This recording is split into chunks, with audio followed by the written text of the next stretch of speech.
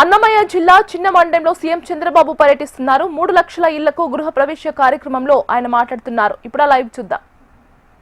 డబ్బులు కట్టలేక గ్యాస్ వాడకుండా కట్టెలు పొయ్యకపోతే ఇది కరెక్ట్ గా లేదని మళ్ళీ ఈ రోజు మీ అందరికీ 3 గ్యాస్ సిలిండర్లు ఉచితంగా ఇచ్చాను.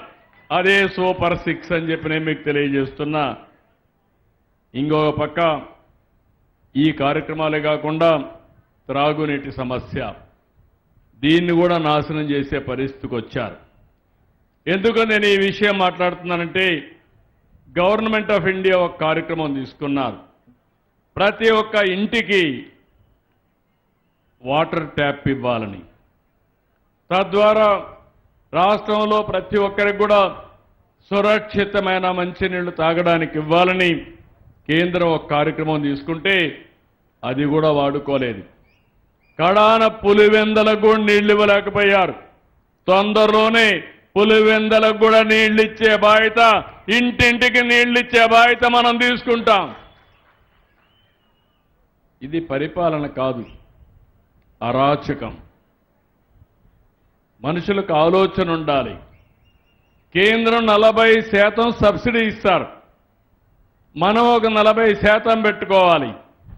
పంచాయతీ కానీ మున్సిపాలిటీ కానీ లేకపోతే బెనిఫిషరీ కానీ 20% పెట్టుకోవాలి. అంటే 40% అయితే దగ్గర 40-50 వేల కోట్ల రూపాయలు డబ్బులు వచ్చేటివి. కొన్ని రాష్ట్రాలు 1,00,000 కోట్ల రూపాయలు ఖర్చు పెట్టారు. మన రాష్ట్రంలో మాత్రం ఖర్చు పెట్టలా, డబ్బులు తీసుకోలా. ఈరోజు అవన్నీ కూడా చూస్తే ఒకసారి వాళ్ళు చెప్పింది శాశ్వతంగా మంచినీటి సౌకర్యం ఇవ్వాలని, ఊర్లో బోరేసి కాదు. ఈరోజు ఈ జిల్లా ఉంది, గండికోటని తీసుకొస్తే శాశ్వతంగా నీళ్లుంటాయి. వెలుగొల్లు నుంచి నీళ్లు తీసుకుంటే శాశ్వతంగా ఉంటాయి. అలాంటి వసతి కల్పించమని చెప్తే అది చేయకుండా బోర్లేసి ఆ స్కీమ్ని భ్రష్టు పట్టించే పరిస్థితికి వచ్చారు. నేను వచ్చిన తర్వాత ఈ నియోజకవర్గానికి హామీ ఇస్తున్నా, దగ్గర 68 గ్రామ పంచాయతీల్లో 6 మండలాల్లో తొందరలోనే ఇంటింటికి కొళాయి ఇచ్చే బాధ్యత, ట్యాప్ ద్వారా ఇచ్చే బాధ్యత నాది. ఇదే కాకుండా ఈ స్కీమ్లో పీలేరు, తంబళ్లపల్లి కూడా కవర్ చేస్తాం. ఇంకొక పక్కన మున్సిపాలిటీకి కూడా 100% త్రాగునీరు ఇచ్చే బాధ్యత, ట్యాప్ వాటర్ ఇచ్చే బాధ్యత మేము తీసుకుంటామని మీ అందరికీ హామీ ఇస్తున్నా. ఇంకో పక్కన ప్రతి ఒక్క ఇంటికి ఫోన్ ఉండాలి, ఉన్నాయి. వైఫై కూడా ఉండాలి. ఆ ఫోన్ వల్ల లాభం ఏంటో మళ్ళీ మాట్లాడతా. మీ ఇంట్లో అందరిలో కూడా ఫోన్ ఉండాలి, వైఫై ఉండాలి. మీరు ఏ పని కావాలన్నా ఇంట్లో చేసుకోవాలి తప్ప ఎక్కడికి పోయే పని లేకుండా చేస్తాను. ఇంకో పక్క మీ గ్రామాలు, మీ టౌన్స్ అన్ని కూడా పరిశుభ్రంగా ఉండాలి. సిమెంట్ రోడ్లు వేసుకోవాలి, డ్రైనేజ్ వ్యవస్థ ఉండాలి, మురుగునీరంతా కూడా ట్రీట్ చేయాలి, వీధి దీపాలు బాగుండాలి. అవి కూడా నాశనం చేసి ఇప్పుడు అన్ని కూడా రిపేర్లు చేసే పరిస్థితికి వచ్చాం. ఇంకో పక్క మీరు వాడిన వస్తువులు కానీ, మీరు ఏదైతే గార్బేజ్ కానీ, చెత్త ఇవన్నీ వస్తూ ఉంటాయి. దానికి కూడా ఆలోచిస్తున్నాను. ఎక్కడికక్కడ ఇప్పుడు నేను అవన్నీ కూడా సమాచారం తెప్పిస్తున్నాను. గార్బేజ్ నుంచి కాంపోస్ట్ తయారు చేయడం, మళ్ళా పొలాలకు వాడడం.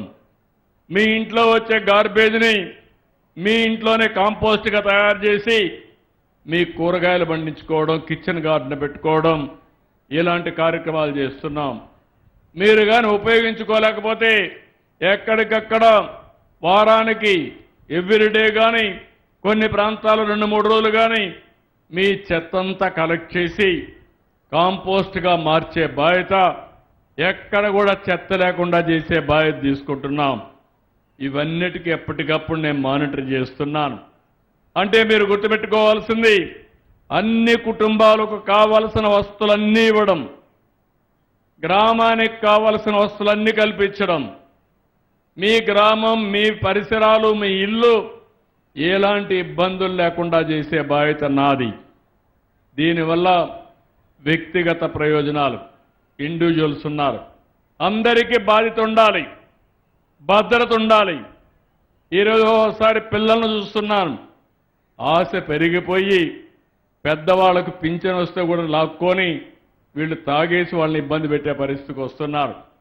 అందుకే నేను ఆలోచించేది, ఈ రాష్ట్రంలో ప్రతి ఒక్కరు కూడా గౌరవప్రదంగా బతకాలని నేరుగా మీకు పింఛన్ ఇస్తున్నాను తప్ప కుటుంబానికి కాదని కూడా మీకు అందరికీ విజ్ఞప్తి చేస్తున్నా. ప్రతి ఒక్కరికి భద్రత కల్పించడం, రెండోది కుటుంబాన్ని కలపడం కూడా.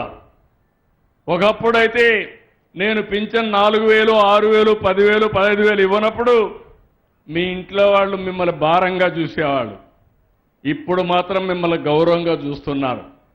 ఆ 4,000 వస్తా ఉంది కాబట్టి కోడలు బాగా చూసుకుంటుంది, కొడుకు కూడా బాగా చూసుకుంటాడు, అందరూ కూడా అవునా కాదా అని మిమ్మల్ని అడుగుతున్నా. అదే సమయంలో ఈరోజు నేను సూపర్ 6 తీసుకొచ్చాను, సూపర్ హిట్ చేసా. అవునా కాదా అని మిమ్మల్ని అడుగుతున్నా. అవునంటే గట్టిగా చప్పట్లు కూడా చెప్పండి.